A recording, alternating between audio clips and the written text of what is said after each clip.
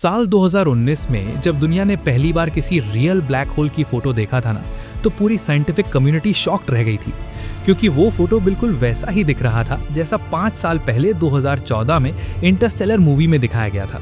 अब यहाँ पर सवाल ये नहीं है कि क्रिस्टोफर नोलन टाइम ट्रैवलर थे या उन्हें फ्यूचर दिख रहा था।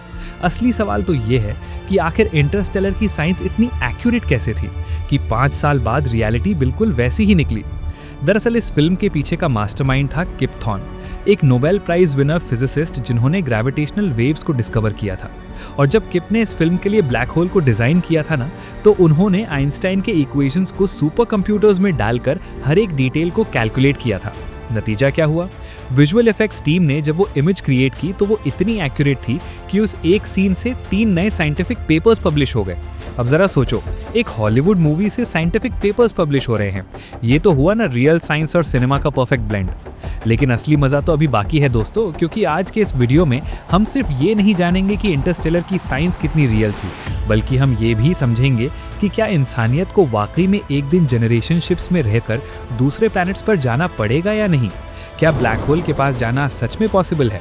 और सबसे इम्पोर्टेंट, क्या टाइम ट्रैवल रियल है? क्योंकि अगर टाइम डायलेशन की वजह से 1 घंटे में 23 साल गुजर सकते हैं, तो क्या इसका मतलब ये है कि हम टाइम में आगे पीछे जा सकते हैं? इन सभी सवालों के जवाब मिलेंगे आज के इस वीडियो में। लेकिन पहले समझना पड़ेगा कि आखिर ब्लैक होल क्या होता है और क्यों वो इतना खतरनाक है। तो सबसे पहले बात करते हैं गार्गेंचुआ की, उस विशाल ब्लैक होल की जिसे देखकर हर किसी के रोंगटे खड़े हो गए थे। अब देखो, जब किप थॉर्न और विजुअल इफेक्ट्स टीम ने इस ब्लैक होल को डिजाइन किया था ना, तो उन्होंने कोई अनुमान नहीं लगाया था, बल्कि पूरी साइंटिफिक एक्यूरेसी के साथ हर एक पिक्सल को कैलकुलेट किया था। अब सवाल ये है कि आखिर ब्लैक होल दिखता कैसा है। तो देखो, सबसे पहले तो हमें ये समझना होगा कि ब्लैक होल ब्लैक क्यों होता है। दरअसल ब्लैक होल की ग्रेविटी इतनी स्ट्रांग होती है कि उसके इवेंट होराइजन यानी कि एक काल्पनिक बाउंड्री के अंदर से लाइट भी एस्केप नहीं कर पाती। अब जब लाइट ही बाहर नहीं आ सकती तो हम उसे देख कैसे सकते हैं, इसीलिए वो काला दिखता है।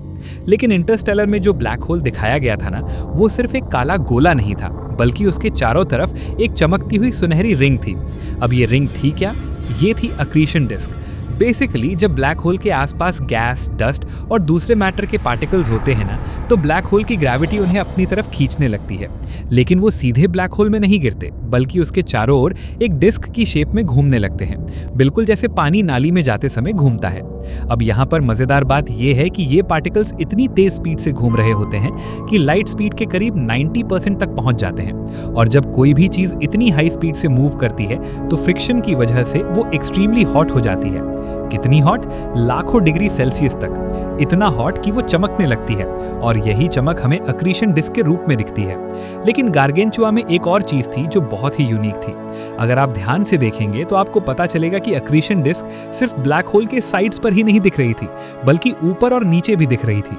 अब ये कैसे पॉसिबल है? क्योंकि डिस्क तो ब्लैक होल के इक्वेटर पर घूम रही होनी चाहिए ना। तो यहाँ पर आता है ग्रेविटेशनल लेंसिंग का कॉन्सेप्ट। दरअसल ब्लैक होल की इतनी स्ट्रॉन्ग ग्रेविटी होती है कि वो अपने आसपास के स्पेस टाइम को ही बेंड कर देती है, और जब स्पेस टाइम बेंड होता है तो लाइट भी उसी बेंड के साथ ट्रैवल करती है।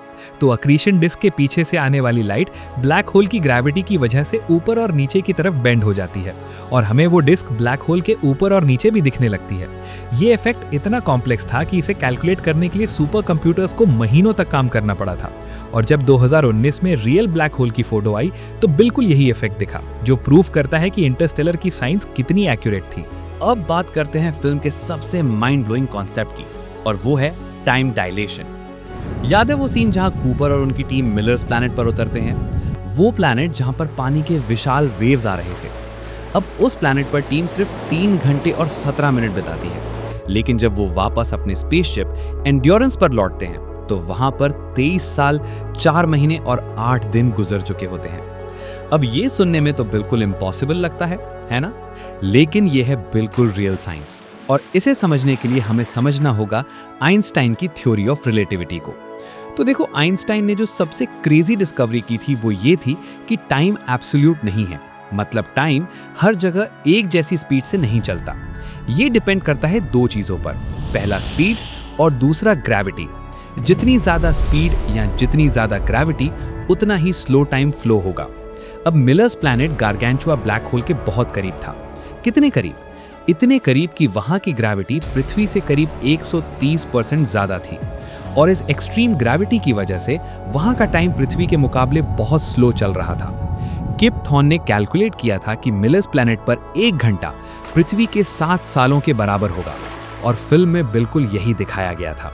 अब यहाँ पर आप सोच रहे होंगे कि ये सब तो थियोरेटिकल है, प्रैक्टिकली ऐसा कैसे हो सकता है? तो देखो, हमने इसे प्रैक्टिकली प्रूव भी कर लिया है। अब ऑब्वियसली हम किसी ब्लैक होल के पास नहीं गए हैं, लेकिन हमने इसे छोटे स्केल पर टेस्ट किया है।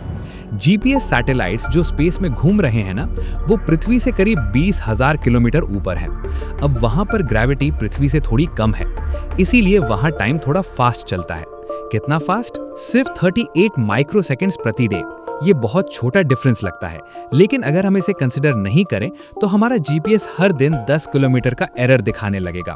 और इसीलिए जीपीएस सैटेलाइट्स की क्लॉक्स को रिलेटिविटी के इफेक्ट्स को ध्यान में रखते हुए एडजस्ट किया जाता है। तो ये है रियल प्रूफ कि टाइम डायलेशन सच में होता है। अब मिलर्स प्लैनेट पर एक और चीज थी जो बहुत ही इंटरेस्टिंग थी, और वो थी वो विशाल वेव्स। अब वो वेव्स कितनी बड़ी थी? करीब 1.2 किलोमीटर ऊंची। अब सवाल ये है कि इतनी विशाल वेव्स कैसे बन सकती हैं? तो इसका जवाब फिर से है ग्रेविटी में। देखो, जब कोई प्लैनेट किसी बहुत मैसिव ऑब्जेक्ट के करीब होता है तो उस ऑब्जेक्ट की ग्रेविटी प्लैनेट के अलग अलग हिस्सों पर अलग अलग फोर्स लगाती है। इसे कहते हैं टाइडल फोर्स। अब पृथ्वी पर भी टाइडल फोर्सेस होते हैं चांद की वजह से, और उन्हीं की वजह से समुद्र में हाई टाइड और लो टाइड आते हैं।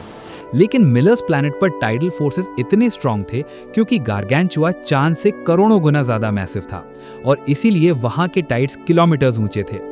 किप थॉर्न ने यह भी कैलकुलेट किया था कि ऐसे टाइड्स हर 1.7 घंटे में आते होंगे, और फिल्म में बिल्कुल यही दिखाया गया। अब एक और इंटरेस्टिंग चीज थी मिलर्स प्लैनेट के बारे में।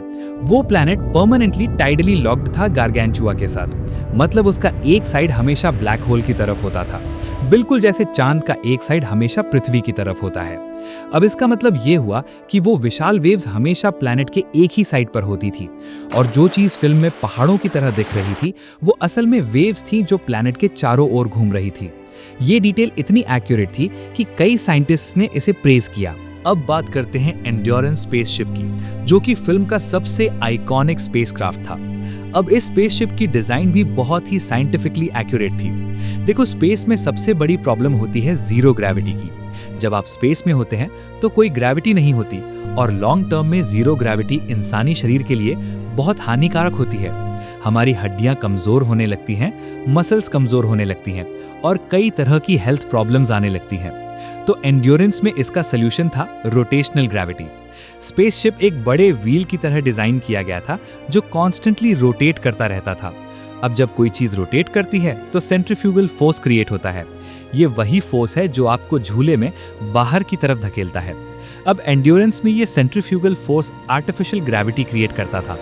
क्रू मेंबर्स स्पेसशिप के बाहरी रिम पर रहते थे, जहां ये फोर्स सबसे ज्यादा होता था, और उन्हें फील होता था जैसे वो किसी प्लैनेट पर खड़े हैं। अब ये कॉन्सेप्ट नया नहीं है।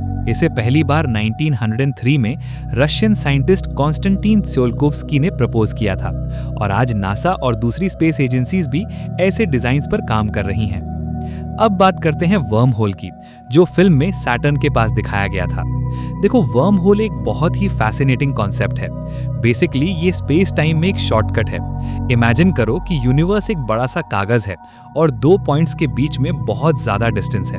अब अगर आप उस कागज को फोल्ड कर दें तो वो 2 पॉइंट्स एक दूसरे के बिल्कुल पास आ जाएंगे, और अगर आप उनके बीच में एक होल बना दें तो आप एक पॉइंट से दूसरे पॉइंट तक बिना पूरा डिस्टेंस ट्रैवल किए पहुंच सकते हैं। यही है वर्म होल का कॉन्सेप्ट। अब ये थियोरेटिकली पॉसिबल है, और आइंस्टाइन की इक्वेशंस भी इसे परमिट करती हैं, लेकिन प्रैक्टिकली अभी तक हमें कोई नेचुरल वर्म होल नहीं मिला है। और सबसे बड़ी प्रॉब्लम ये है कि अगर कोई वर्म होल बन भी जाए तो वो तुरंत कोलैप्स हो जाएगा।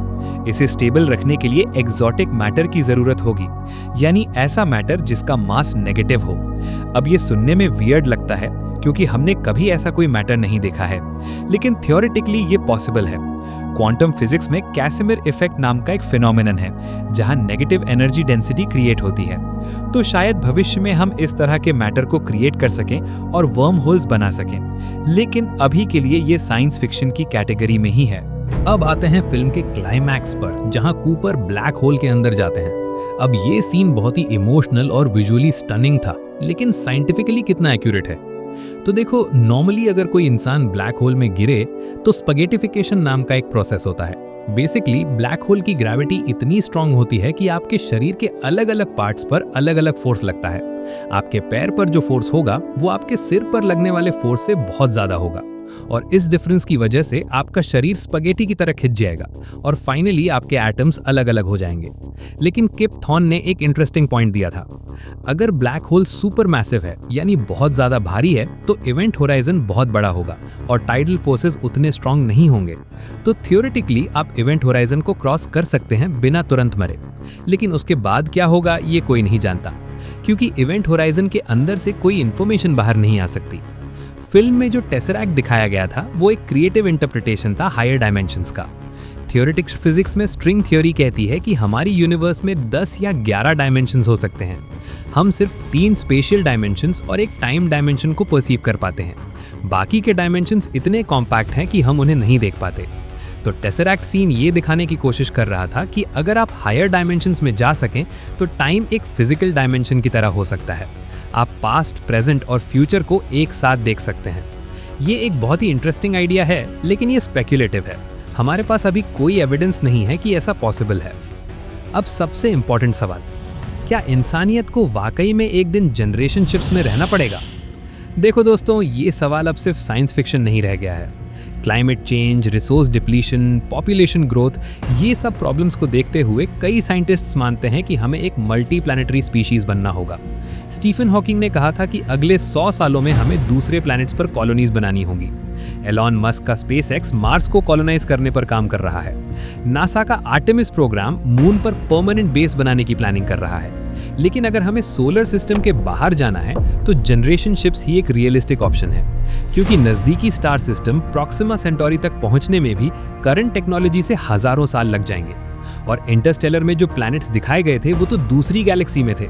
तो ऐसी लॉन्ग जर्नी के लिए एक सेल्फ सस्टेनिंग स्पेसशिप चाहिए होगी जिसमें कई जनरेशंस रह सकें। नासा और दूसरी स्पेस एजेंसीज इस पर रिसर्च कर रही हैं। ओ'नील सिलेंडर जैसे कॉन्सेप्ट्स डेवलप किए जा रहे हैं। ये मैसिव स्पेस हैबिटेट्स होंगे जो रोटेट करके आर्टिफिशियल ग्रेविटी क्रिएट करेंगे और जिसमें लाखों लोग रह सकेंगे। तो देखो दोस्तों, इंटरस्टेलर सिर्फ एक मूवी नहीं थी, बल्कि ये एक विजन था। एक विजन जो दिखाता है कि इंसानियत की सर्वाइवल के लिए हमें स्टार्स की तरफ देखना होगा। और सबसे खूबसूरत बात यह है कि ये विजन रियल साइंस पर बेस्ड है। किप थॉर्न ने यह प्रूव कर दिया कि अगर आप साइंस को सही तरीके से यूज करें तो आप एक ऐसी स्टोरी बना सकते हैं जो न सिर्फ एंटरटेनिंग हो बल्कि एजुकेशनल भी हो। फिल्म ने हमें सिखाया कि टाइम रिलेटिव है, कि ग्रेविटी स्पेस टाइम को बेंड कर सकती है, और कि यूनिवर्स हमारी इमेजिनेशन से भी ज्यादा स्ट्रेंज और ब्यूटीफुल है। और सबसे इंपॉर्टेंट मैसेज जो फिल्म देती है वो ये है कि लव एक ऐसी फोर्स है जो टाइम और स्पेस से परे है। हाँ, साइंटिफिकली लव को मेजर नहीं किया जा सकता, लेकिन ये वो इमोशनल कनेक्शन है जो हमें एक्सप्लोर करने, डिस्कवर करने और सर्वाइव करने की मोटिवेशन देती है। कूपर का अपनी बेटी मर्व के लिए प्यार ही उन्हें इम्पॉसिबल को पॉसिबल बनाने की ताकत देता है, और शायद यही है वो चीज़ जो हमें भी इंसानियत को बचाने के लिए चाहिए होगी। तो ये थी इंटरस्टेलर की साइंस, एक परफेक्ट ब्लेंड रियल फिजिक्स और क्रिएटिव स्टोरी टेलिंग का। एक ऐसी फिल्म जो हमें ये याद दिलाती है कि हम सिर्फ इस छोटी सी पृथ्वी के नहीं बल्कि पूरी यूनिवर्स के नागरिक हैं, और हमारी डेस्टिनी स्टार्स में लिखी है। अगर आपको ये वीडियो पसंद आया हो तो लाइक ज़रूर करना, चैनल को सब्सक्राइब करना और कमेंट में बताना कि क्या आप इंटरस्टेलर जैसी जर्नी पर जाना चाहोगे अगर मौका मिले। तब तक के लिए स्टे क्यूरियस, स्टे ह्यूमन और कभी एक्सप्लोर करना मत भूलना। जय हिंद।